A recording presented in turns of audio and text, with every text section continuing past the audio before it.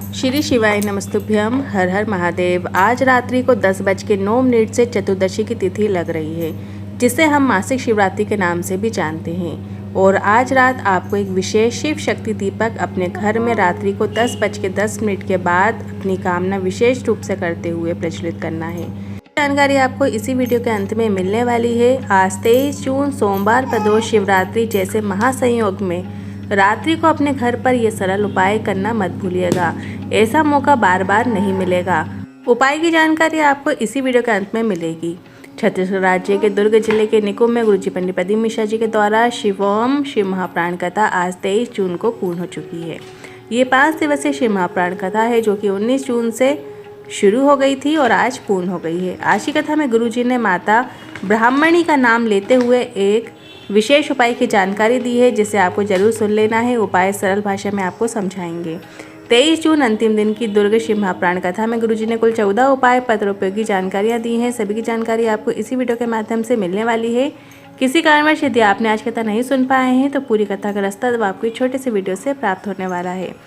23 जून सोमवार प्रदोष शिवरात्रि का एक विशेष उपाय पहले जान लेते हैं। अगर वंश की वृद्धि नहीं है, सारा इलाज करा लिया, IVF सब कुछ करा लिया है, फिर भी संतान सुख नहीं है, तो दोनों पति पत्नी को प्रदोष का व्रत रखना है और शाम के समय प्रदोष काल में एक दीपक तैयार करना है, जिसमें 2 गोल बाती को मिलाकर एक बाती बना लेना है। 2 गोल बाती बनाकर उसको बनाकर मतलब ऊपर का जो बाती होती है उसको मिलाते हुए आपको प्रज्वलित करना है। गोल बाती की एक बाती बनाकर आपको प्रज्वलित करना है। अब प्रज्वलित आप कहाँ करेंगे? यदि शिवालय जाना पॉसिबल है, आपके आसपास में शिवालय है, तो आप शाम के समय प्रदोष काल के समय शिवालय जाकर दोनों पति पत्नी मिलकर ये दीपक प्रज्वलित कीजिएगा और कामना कीजिएगा। नहीं तो आपके घर में यदि शिवलिंग विराजमान है तो आप वहाँ पे भी सामने बैठकर ये दीपक प्रज्वलित कर सकते हैं। अब बढ़ते हैं आज की कथा की पहली जानकारी की ओर। आप केवल 1 लोटा जल लेकर भोलेनाथ के मंदिर में नहीं जा रहे हैं, आप अपना विश्वास लेकर भोलेनाथ के मंदिर में जा रहे हैं। एक बात हमेशा याद रखना, गुरुजी ने कहा, अपनी मेहनत पर और अपने भोलेनाथ पर पूरा विश्वास रखना। जीवन में कोई आपको आगे बढ़ने से रोक नहीं सकता। आपको किसी से पूछने की जरूरत नहीं कि आपका भविष्य क्या होगा। आप अपने कर्म और भोलेनाथ पर भरोसा रखें, सब अच्छा ही होगा। बढ़ते हैं आज की कथा की दूसरी जानकारी की ओर। संकल्प में सबसे ज़्यादा जरूरी क्या है? फूल, दक्षिणा, चावल, क्या जरूरी होता है? गुरुजी ने कहा।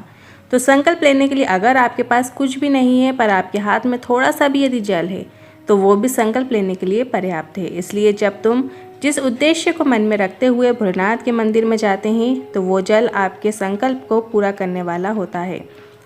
बढ़ते हैं आज की कथा की तीसरी जानकारी की ओर। पति साहू जी पत्र लेकर आए, लिखते हैं, मेरे पति एक दिन मीटिंग में जा रहा हूँ बोलकर जुलाई 2016 में छोड़कर चले गए। हम बहुत घबरा गए। हमने रिपोर्ट भी लिखवाई पर वो नहीं मिले।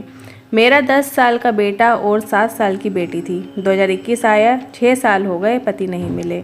फिर मेरी सहेली ने आपकी कथा सुनने को कहा और आपकी कथा सुनना शुरू किया और पशुपतिनाथ व्रत भी किया और कथा पंडाल में की गई कामना निश्चित पूरी हो जाती है। और आज 8 साल बाद मेरे पति मुझे ढूंढते ढूंढते घर आ गए। मैंने पूछा कहाँ चले गए थे, तो उन्होंने कहा किसी ने मेरी चित्तवृत्ति शुद्ध पता नहीं क्या कर दिया था, मुझे कुछ पता नहीं था मैं कहाँ हूँ।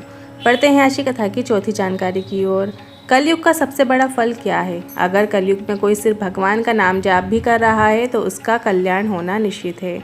बढ़ते हैं आज की कथा की 5वीं जानकारी की ओर। आज के समय में साइबर क्राइम बहुत चल रहा है। गुरुजी ने कहा, तुम्हारा नंबर पर फ़ोन आता है, तुम्हारे बेटे ने ये कर दिया है, उसके साथ ये हो गया है, वो हो गया है, इस तरीके से डराने वाले कॉल आते हैं। अपनी जानकारियां दो, OTP बताओ, नहीं तो फंस जाओगे, ऐसा कहते हैं। और लोग सब कुछ बता देते हैं और साइबर क्राइम का शिकार हो जाते हैं। आप तो बोल दो, जो करना है कर लो, देख लेंगे सब। और भोलेनाथ के श्री शिवाय नमस्तुभ्यम मंत्र या ओम नमः शिवाय या हर हर महादेव मंत्र का जाप करो, टेंशन मत लो।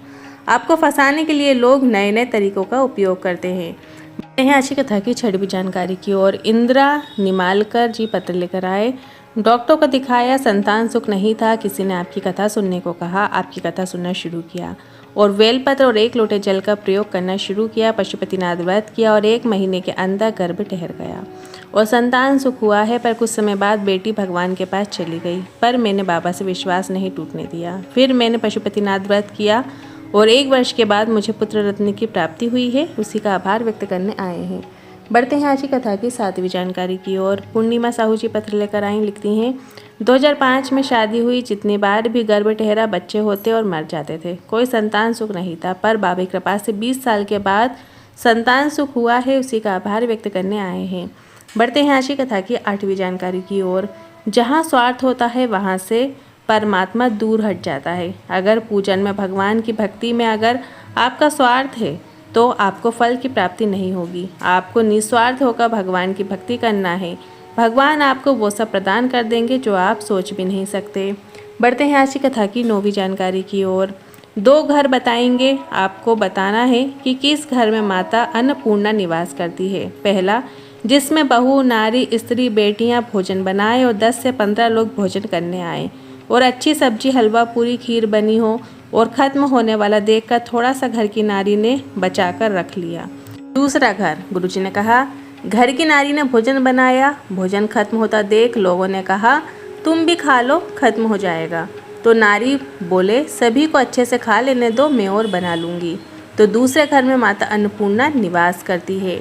बढ़ते हैं आज की कथा की 10वीं जानकारी की ओर। आपको अगर मंदिर में पूजन करते समय लगे कि पड़ोस वाली की पूजन की थाली में कोई चीज़ की कमी है, तो अगर आपके पास एक्स्ट्रा सामग्री है तो उन्हें दे दीजिए। नहीं तो आप बेलपत्र अर्पित करेंगे तो बोल दीजिए भाभी आप भी हाथ लगा दीजिए, ये परमार्थ का कार्य है।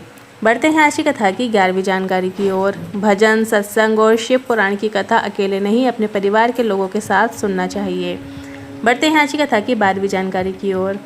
गुरुजी ने कहा, माता ब्राह्मणी का नाम लेते हुए एक विशेष उपाय की जानकारी देते हुए बताए कि अगर कोई व्यक्ति जो बहुत दूर बैठा है या आपके घर का कोई भी सदस्य हो सकता है जिसका कार्य पूर्ण हो जाए, जिसे सफलता प्राप्त हो जाए, तो आपको उसके लिए माता ब्राह्मणी का नाम लेते हुए एक कलश जल शिवलिंग में अर्पित करना है। कार्य में सफलता उस सदस्य को निश्चित प्राप्त होती है।